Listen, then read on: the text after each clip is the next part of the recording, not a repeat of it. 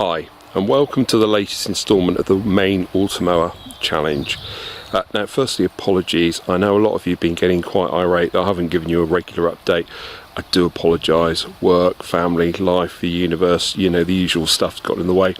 And to be honest with you, the other thing was, realistically, I wanted to give you an update after a good year. And in our case, we've now had Parker running for about 18 months. So it's a pretty good time to give you kind of an update of where we are, how we're getting on with him, what's been going on. So as I said, there's no real major issues. One issue that I did have over the autumn of last year and spring of this year was, I don't know if you can see here, but when I fixed the boundary wire when it was installed, it was just a bit too close to the edge here. There's a bit of a slope here, probably can't see on the video, but there's a bit of a slope here, falls away, and the boundary wire came in a couple of times. Parker was kind of stuck in. I think as he turned around, his back wheel got caught, and where it was on a slope, that wheel just caught him behind the edge of the lawn and the border, and became stuck. Nothing ever really happened. He just sort of stayed there. You come out, you lift him up, move him on, and set him off his way. But it happened 3 or 4 times. So in the end, what I did was just to refix the boundary wire and rebed it just a bit further back, just to make sure that didn't happen. Now, a big comment that I've had lots of comments about, well, yeah, that's fine, but how does it cope with leaves? Well, what I've done is let the leaves fall in the garden as much as possible, and I've had them last year probably, you know, in some cases sort of half a foot deep, and you can see that it doesn't make any difference at all. The Automower will just go over the top of them. It will cut them a bit, shred them up, but if you collect your leaves either by rake or a billy goat or whatever you use, it's no real problem.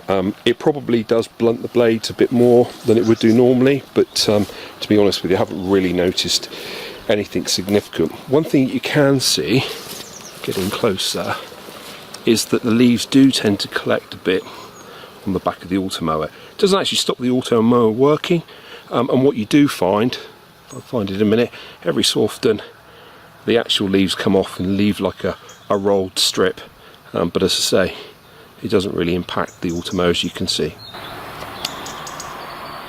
Now, one of the benefits of being on YouTube, as I'm sure anyone who's posted on YouTube will know, you get loads of comments back from individuals, particularly naysayers, say, the Automower, what a load of rubbish, it's not efficient. If it was efficient, it would go up and down in an organised pattern, following lines, for instance. That's the most efficient way of working. So let me just make a couple of observations. The first is, if that was going to be really efficient, it would follow the same lines. And if you can see, just here, where the Automower goes in and out of the house I constructed, you'll be able to see, this is probably the only place in the garden where the Automower has to follow the same line repeatedly. And you can probably just make out there, you get 2 lines. It's just coming back probably about half a metre from the house. And that's where its rear wheels go in and out constantly on the same line. So the reality is, if you were going to follow exactly the same lines up and down, your whole garden would look like that.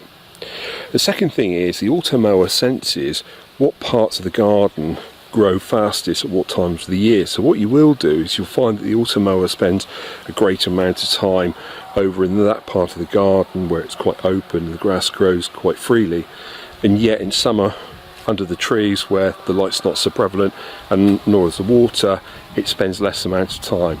And then finally, when it detects more grass or longer growth, it will go into a concentric circle pattern, working its way out to make sure that grass in the area is completely mown down. So I think, you know, people are sometimes mistaking efficiency and their view of what is efficient against what makes a really good lawn and what makes a good finish to a lawn.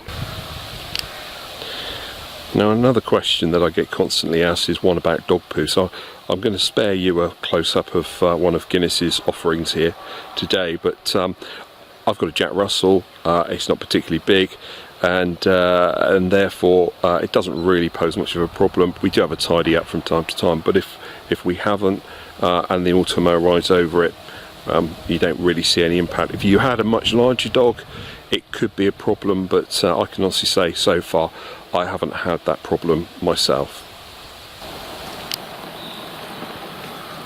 Now, one of the final questions I keep getting asked a lot about is alarms and being stolen, and I think you have to put life into a bit of bit of context really. If I lived in central London, would I put this on my front lawn? Probably not. I live in the country, but you could argue it's probably as much a risk here if it was on open display. It does have an alarm, so let me just demonstrate that to you. If I pick this up without pressing the stop button or the hatch, it would have the same impact, but here we go. Look. So what will happen is the alarm will sound in a minute. It is shrill enough to alert my neighbours, myself, to what is going on. You can hear a countdown. The same would happen if I picked it up. So, you know, it's enough to alert anyone what's going on.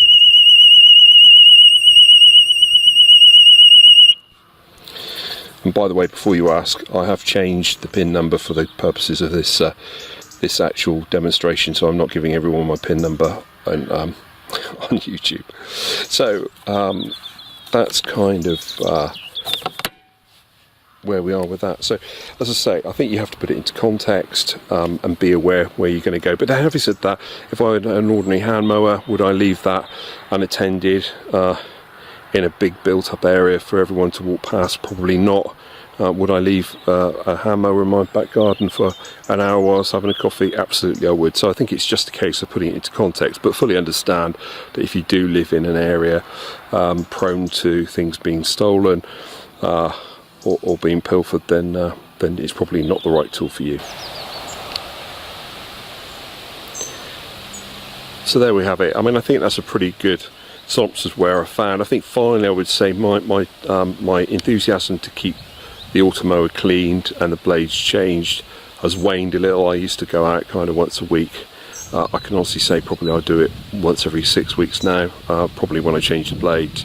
The blades I found have lasted actually about 6 to 8 weeks, and as I said in previous posts, I tend to notice that when the grass is looking a little bit ripped rather than cut, but as I say, it's literally a 5-minute job to change. So let me know if you have any more questions and comments. Keep them coming, and I will continue to give you an update how things are going. But so far, absolutely great, and I really wouldn't want to go back to a hand mower.